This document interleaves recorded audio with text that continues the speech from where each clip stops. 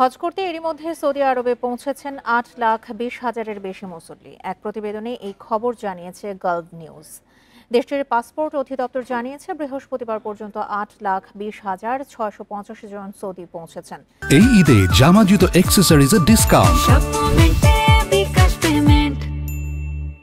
এদের মধ্যে 7,82,358 জন এসেছেন আকাশ পথে, আর সীমান্ত ক্রসিং দিয়ে এসেছেন 35,478 জন। এছাড়া সাগর পথে এসেছেন 2,822 জন। গত বছর হজ করেছিলেন 18 লাখ মুসল্লি। তাদের মধ্যে বিদেশি ছাড়াও সৌদি নাগরিক ও দেশটিতে বসবাস করা মানুষ ছিলেন।